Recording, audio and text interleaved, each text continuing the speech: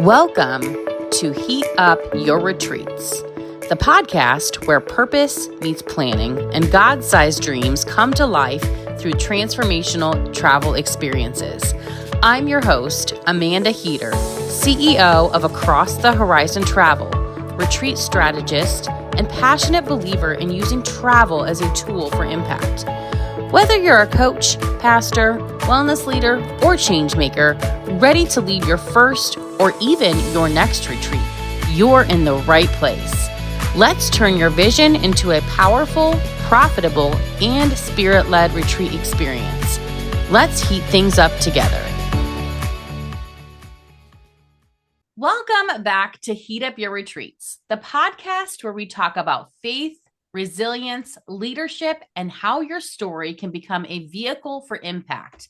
And yes, even income through retreats and transformational experiences. Today's guest is someone whose story is deeply moving and incredibly powerful. She is a certified life and health coach, a spiritual mentor, an author, a facilitator, and a speaker. But more than that, she is a living testimony of what healing, courage, and rebuilding a life can truly look like. She is a survivor of a long-term spiritual and emotional abuse within a cult, and she has turned her pain into purpose by helping others heal, reclaim their voice, and step into freedom. I am so honored to welcome my friend Martha Glory to the show today. Martha, welcome to Heat Up Your Retreats. I'm so grateful you're here with us. Thank you so much. What a just delightful introduction. Thank you so much. I'm like, she's talking about me. Yes, Thank you. girl. Yes, girl. That's something that I feel like a lot of times us as women, we don't acknowledge all of the accomplishments that we've done. You have done so much, and I am honored you're here today with us. Thank you. Thank you for having me. Every time that I get to have this seat and it just feels like a blessing and it feels like an honor. So thank you. Oh, you're welcome. I'm so excited about our conversation today. So I kind of just want to dive in. So for those who don't know your story yet, can Yeah. you share a little bit about your journey and how you went from surviving such a controlled environment to becoming the woman and leader that you are today? It's a very long story, but I'm going to give you the acorn version because of time purposes, of course. So, yes, I was born and raised in a religious cult where I was verbally, sexually, physically, emotionally, spiritually abused for the first 26 years of my life. At 26, I finally gained the courage to escape. And that led to a whole new world that I was unprepared for, I was unfamiliar with, and I didn't have the tools to actually become part of a society that I knew nothing about, right? I was ill-equipped at best. So I leave the cult, right? And I escape and I think I'm done with that. I can leave that in the past and no more trauma. And I enter this whole world that I know nothing about and just recreate the cycle of trauma, just looking differently, right?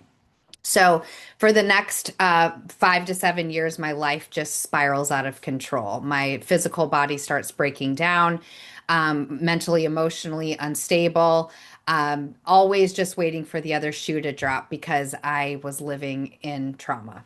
Mm. So I finally had my breakthrough when I was in a continuing education class, which was a somatics class, and the teacher said something that changed my life. And that was, did you know that trauma is stored on a cellular level in your body? And that was the words that changed the trajectory of my life because that was my answer. I had been being bounced around the Western medical system for the last 2 years before that with migraines, gastrointestinal issues, neck pain, back pain, fibromyalgia, all of PTSD, complex PTSD, all of these things. And everyone just kept giving me a pill or telling me to take another scan or go to another specialist. And nobody was looking at me going, this is just a traumatized little girl that needs to deal with her trauma, right? Nobody ever asked those questions. Nobody ever asked to see the bigger picture, right? They just treated me from the scope of their practice. And Mm, so I wasn't getting better. And if you know about our medical system, right? They don't, because of insurance and all of the other political things, they don't have time to ask the appropriate questions to evoke the things that the patient needs in order to truly start the healing process. yep. There's no pill to fix trauma. There's no Mhm. pill to fix the types of abuses that I had faced. And Right. so I needed to go inward and I needed to start healing the little girl that had been abandoned at age 7, physically, sexually, emotionally, all at age 7, that I was stunted and I was stuck at age 7, right? Because that's when the Mm, abuse started. And so when I finally was in this class and I was like, there's hope, there's got to be hope, right? Became my own advocate. I started doing my own research. I started going to holistic modalities and I started finding answers. Started finding modalities that helped me go inward. I found my faith again, which was pivotal to yeah. finding me again, right? Like I don't know that I would have found myself again if I hadn't first found my faith. Because when I Mhm. found my faith, I found my worth. I found I started to be able to see myself through the lens of God, the woman and the child that God had created me to be, that Mhm. I had been stolen from. I had been Mhm. stolen from myself because Wow. I no longer identified as Martha Glory. I identified as this broken, abused, raped, molested, just all of the identities that I had picked up along the way. Those Mm, are the things that I identified as. I didn't identify as a child of God. I didn't identify as worthy. I didn't identify as enough. I didn't identify as competent. All the things that you might see in me now, I didn't know what those even meant. And yeah. so my faith really helped to start planting those seeds and then continuing to do the inner work, right? Helped me to rediscover the woman that you see in front of you today. Oh, wow. That's powerful. And you are so right. The medical system is, in my opinion, pretty corrupt, but isn't everything corrupt because the devil's involved in all of it. And it is so wonderful that there was that one person that was like, "Hey, it's not surface level, it's deep. It's in your cells." And then I love that you actually were like, "All right, what's next? I want to heal." And then now you're in this space where you are doing things that are so big and it's so amazing. I I love this. This is so exciting. So I know that there are so many people out there, even listeners that are listening to this podcast, that they carry these invisible wounds. Mm. So, what are some signs that you see in people who are still living in that survival mode, even if they look successful on the outside? There's so many, Amanda, and that's a great, great question. And everybody shows their trauma differently. It Yeah. can show up in overcompensation. It can show up in your physical body breaking down. It can Mhm. show up in unworthiness. It can show up in fear. It can show up in abandonment. It can show up in shame. It can show up in overproductivity, right? Perfectionism. Yeah. It shows up in so many different ways. For me, I dove so deeply into becoming someone, right? So I went Mm. straight to work. I climbed the corporate ladder really fast. Like within 3 years, I went from a front desk position at a physical therapy clinic to running 8 clinics within 3 years. Wow. I mean, I was such a go-getter, and the cult had taught me a work ethic. And so I just went all in, right? And so Mhm. that was how my trauma was coming out, is just this, nobody can stop me. I've got this, right? And I just kept setting higher and higher and higher goals. But what I didn't realize is I was as equally unfulfilled as a receptionist as I was as a, admin director, right? Like Mhm. there was unfulfillment all the way up because it was something that I was craving, trying to fill that void that wasn't ever going to be filled by what I could do. Because Yeah. what the void was who I was, the identities that I was carrying, right? And Yeah. so I was never going to be able to fill that void by just becoming more and more and more. Mm. And so many people, like even me myself, as you're saying this, I'm like, oh, this is hitting home with me that I'm like a perfectionist. I struggle with that because I have a lot of unresolved trauma myself. And like when you were talking about going to therapy, so many people resist that, and I'm one of them. I am really afraid. Like, I have dealt with a lot of my past demons and a lot of the things that I've been through with sharing my story. They always say, like, when you share your story, it helps you heal, and that's so key. But going to therapy is really something that a lot of people are afraid to do, including myself. So, for someone maybe that's listening to this and they're really struggling with these invisible wounds of, like mental trauma or even physical trauma that they're carrying inside, what is your recommendation, or how would you say what would be like the next steps, especially for someone that is in faith like we are, where it's a struggle to go to therapy, and there's all these new agey things, and we're like, we don't want to find that person that's going to tell us the wrong direction, especially if it's a new Christian. What are your recommendations for that? So that's a great question, Amanda, and I'm going to answer cautiously because one size does not fit all. Therapy did not work for me because talk therapy was not what I needed in the beginning of my healing journey. I Mm, needed to go inward. I needed to deal with the little girl things, right? And that's not yeah. generally talk therapy. Talk therapy wanted to rehash all of my stuff, and I didn't have the tools to deal with any of the stuff. So all I did was become a blubbering mess every time I Oh. started talking about my trauma, right? So I'm cautious in how to answer this because everybody's journey is different because everybody's trauma is different. Talk therapy can be very great for some people, right? And Hmm. it's not for others. The one thing that we can do to start anywhere that we are at when we are talking about trauma is understanding that you're enough, Yes. understanding that you have and are everything that you need inside of you. God already put it inside of you. And it's our responsibility to discover it, to reclaim it, to stand in it, and to surrender to it. And then everything else is built from that. But we don't heal what we don't feel, right? So you Hmm. have to love yourself enough to feel in order to heal it, right?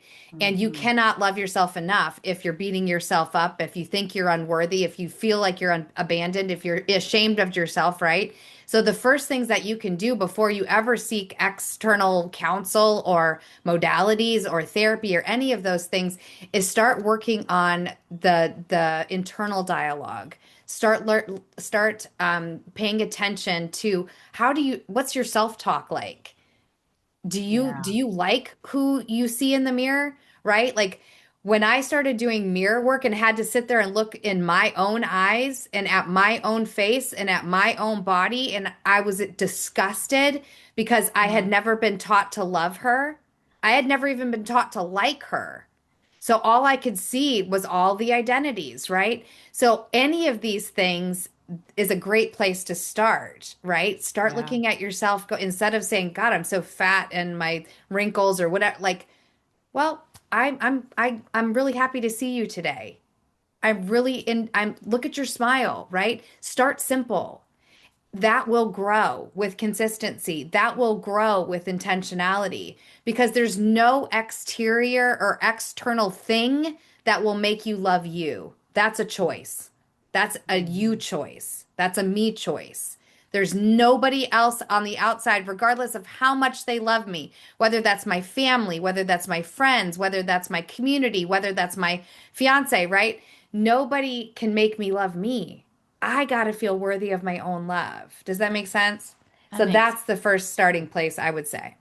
that makes a lot of sense. And that's powerful. And so many people, even myself, struggle with loving ourselves. And I have had to learn to love myself. I still struggle looking in the mirror and go, I'm fat. But the thing that I realize is it's not my outward appearance, it's my inward appearance. I know my own heart. I know that I am things are falling on my desk over here. I'm like, what's happening? I know my own heart. I The know Lord that is moving. I know I'm like the world's moving. I know that I am someone that loves God and I know my identity is in Christ. And that's really where it all starts is knowing where your identity is. And if knowing that it's in Christ, Christ loves me. And that is so important. That's how I can love myself is because Christ loves me. So, whew, powerful stuff. Yeah. And I love that you brought that up because before I could accept the external, I knew my heart, right? Because I'm connected to myself.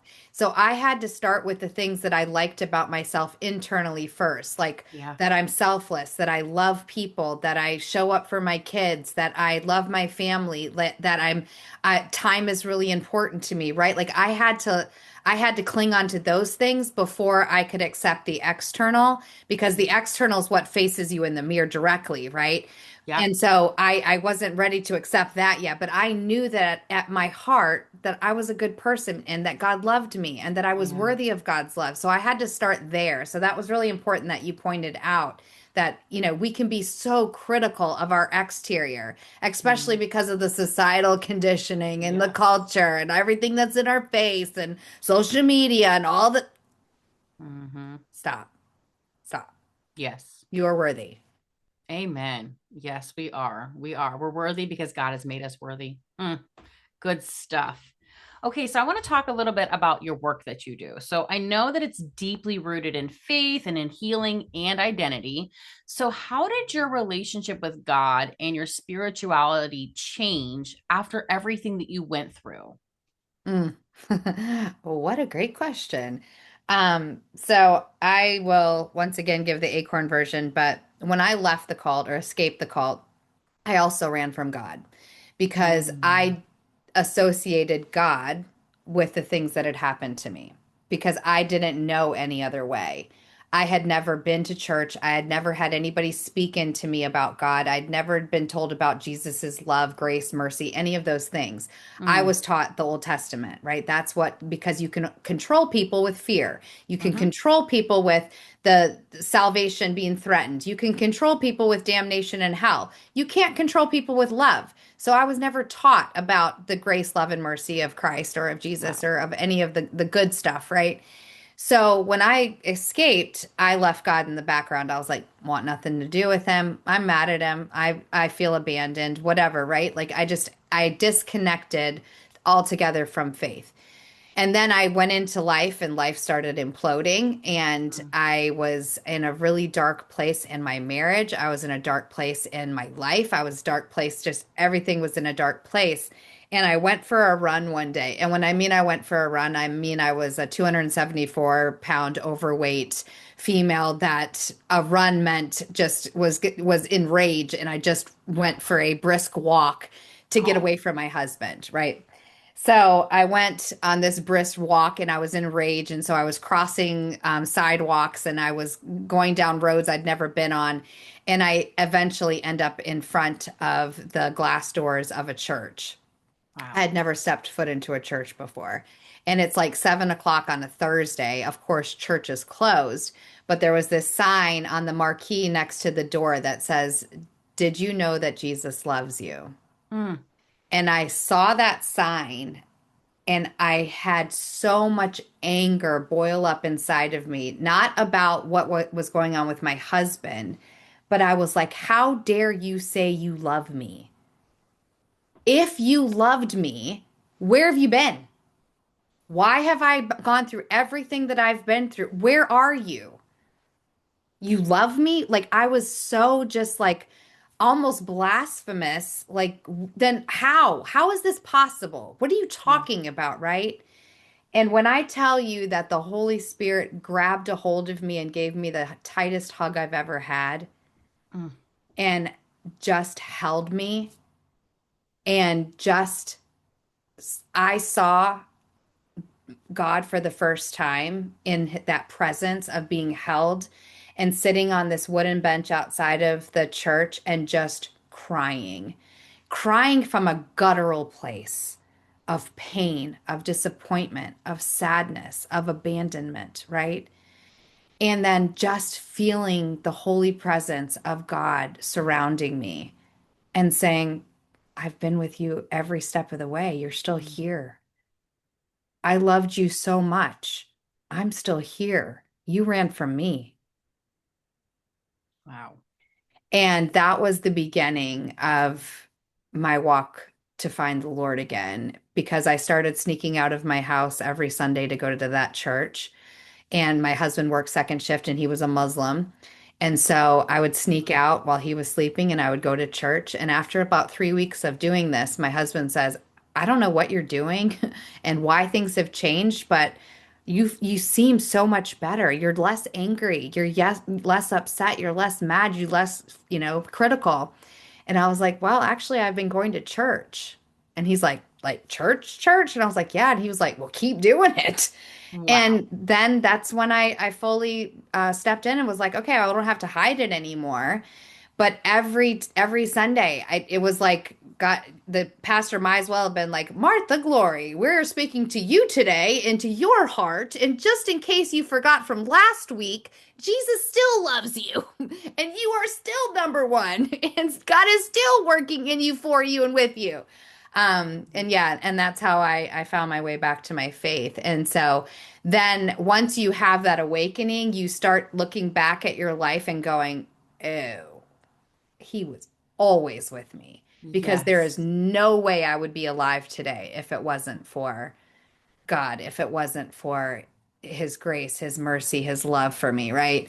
And Mm, so yeah, that is my story, and that has propelled everything that I do now, is remembering what it felt like to be alone, what it mm, felt like to be misunderstood, what it felt like to have nobody that understood where what I had been through, and felt like not even God did, right?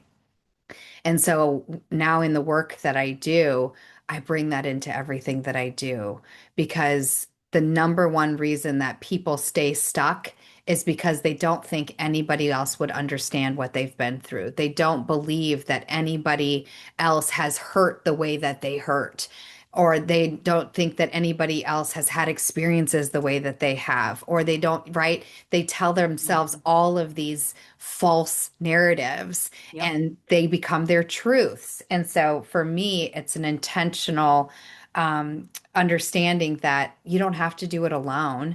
Hmm. And I do get it. I've been through my own things, and not just from the cult, but from life, because life be lifing in this last 21 years I've been out as well, right? I've dealt with Yep. miscarriage, I've dealt with divorce, I've dealt with so many other financial issues and corporate bull crap and identity issues and suffocation emotionally and depression and right, all of the Mm, things that I've struggled with post cult, right? Life. So there's yep. very few things that I meet in a client that's like, oh, I don't get that, had been through that, right? Like, because God is, I say this all the time, especially when I'm on stage, is like, I feel like so many times God was like, you have to go through all of this because I know that you'll do the work to heal, because that's how you'll resonate with every person that you meet in Mhm. your future, right? Yes. Because you can't hold space for somebody. You can, but not in the way that I can, because I've had these experiences. Do you know Right. what I mean? It's just different. And yeah, so that's the purpose in everything I do, is to be able to meet people where they're at and to show them that there's a better way. I love that. And this really actually rolls right into the next question that I want to ask you. So, obviously, you help people break free from that emotional and spiritual bondage. Can't talk today. What is one mindset shift? Sorry, I'm struggling with words today. Words equals hard. What's one mindset shift that you see makes the biggest difference for your clients? That's easy. You are worthy and you are Mm, enough, because everything stems from there. If you don't feel your own worth, you're not going to find the energy to heal. If you don't find your own worth, you're never going to love yourself. If you don't find your own worth, you're never going to become the person that you could be, right? The highest yeah. version of yourself, the best version of yourself. Everything stems from your worthiness and your enoughness. And our Mm, lives, we spend so much of our lives being told that we're not good yep. enough, not worthy enough, not Mm, pretty enough, not whatever, right? Not skinny enough, all the things. It yep. all goes back to worthiness, though. It all goes back to, who does God say I am, and can I stand firmly on that? Yes. because that's where I derive my worth now. But Mm-hmm. for 4 decades, right? I'm 47 now. For 4 decades, I derived my identities from so many other things. I derived my worth from so many other things. Now I derive it from who does God say I am? And how Yes. firmly can I keep my feet grounded, my mind grounded, my spirit grounded in that? Because in God's eyes, I'm always worthy. In God's Mm, eyes, I'm always loved. In God's yes. eyes, I'm always perfect. Even when I fail, even when I stumble, that's where grace comes in, right? Yeah. So, yeah, that would be it would be unworthy and enough. Mm, that's so good. That is so good. So one thing I just feel God is calling me to share for someone that's listening to this and they're thinking, okay, I don't feel like I'm perfect in God's eyes. I don't feel like I'm worthy in God's eyes. I want you to put it in the perspective, especially if you're a parent, of how you view your child. God created us in the image of Him. So He created us to obviously repopulate the world with children, right? And the love that we have for our kids, it's absolutely insane because I think of my children as perfect, worthy, beautiful. Like my son will say all the time, "Oh, I don't like how my eyebrows look," or "I don't like this or that." And I'm like, "But you look perfect to me." My daughter will be like, "Oh, I think I'm overweight," or whatever, the girl thing. We always like have to have these perfect bodies because of how the world is today and how it's depicted on TV and social media. And I tell her all the time, you are beautiful. You have such a beautiful, kind soul. You a beautiful person. And that's exactly how God looks at us, but in Yeah. an even better way because he Yes. created us in his image. And he's like, I am God. Like if you are Yeah. created in my image, you are amazing. And so I just Yeah. want to remind the listeners today that if you don't feel worthy, you are. Yeah. I love that. And I say this a lot of times to my clients and also from stage is that the aha moment for me when it was when I realized that I had to view myself through the lens that God views me. Yes. And when you view yourself through that lens, you're a better mother, you're a better daughter, you're a better friend, you're a better partner, you're a better everything, right? Mm-hmm. Because the lens of God is I'm worthy, I'm beautiful, I'm smart, I'm resilient, Yes. I'm create whatever it is, right? It's perfection. And Mm-hmm. so when I say to my clients, I see you through the lens of God, and I wish that you could see yourself through that lens. And Mm. here's what that lens says. And then I tell them, you are beautiful, you are worthy, you're enough, you're a good mom, you're a good friend, whatever it is, right? And people break down Yeah. because so often we are torn down, torn down, torn down, and we take on the identity, the labels, the mindsets, right? And then when Mm-hmm. somebody actually builds us, we're like, this feels really uncomfortable and I don't know what to do with it. So I'm just going to freak out and I guess I'm going to cry because what do I, right? Yep. But then it sits with them. And then I say it again. And then they start to smile, right? Because consistency, intentionality. I have a gift to be able to meet people where they're at. I Mm. have a gift to be able to see past the bullsh stuff. The bull- We're on a faith-based call right now. But I have a gift of being able to see through that and seeing your courage, your resilience, your love, your whatever, right? And being able to hone in on that and see you through the lens of Christ. So, Mm. So powerful. God has really given you a gift, and that is amazing. Oh, Martha. Whew. So, my last question for you, because this is obviously a retreat focused podcast. And so, for the leaders and the coaches, retreat hosts, pastors that are listening to this podcast, why do you believe environments like retreats and immersive experiences are so powerful for healing and transformation? whew, I could write a dissertation about this one. I bet you Um, could. So we're built for community, Amanda. Every Hmm. single one of us are built for community. And in isolation, we don't grow. In Nope. isolation, right? Like we stay stuck. In isolation, we recreate the same narrative and we stay all the things. Community is where we grow. Community is where we're challenged. Community is where we feel less alone. Community is where we identify self and go, oh, if that person has the courage to share, wow, I feel like I could do that, Yep. right? It gives us in community, we find our own permission to step into our greatness. That doesn't happen as freely isolated Yep. because the noises doesn't stop. When you're in community and you're being poured into and you're being fed and you feel part of something bigger, right? And I'm talking about positive community, Yes. right? Because I was in a cult, so I know community in that level too, right?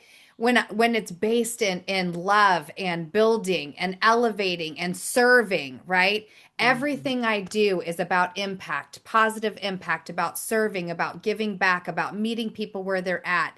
Anytime that dogma enters or negativity or anything that is not aligned with who God says I am, I'm out. Mhm. Peace. Bye, right? But it's so important to be able to find the people that will help you to stand straighter, taller, more boldly in who you are and who you're becoming or unbecoming, because life is all about the unbecoming of the things that you thought you were, Yep. the identities you thought you had, the mindsets you thought served you, right?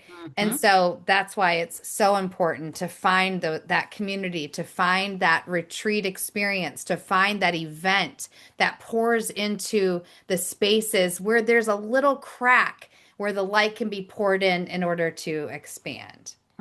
So, so, so good. 100% agree with you.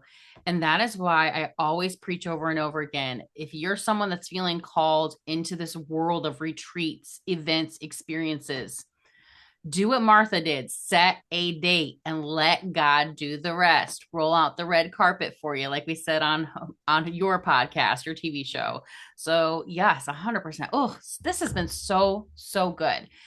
Martha, So as we're good. wrapping it up, I just want to say thank you so, so, so much for sharing your story, your heart, and all of your wisdom nuggets with us today. Your journey is such a powerful reminder that no matter what and no matter where someone comes from, healing is possible, freedom is possible, and purpose can be rebuilt.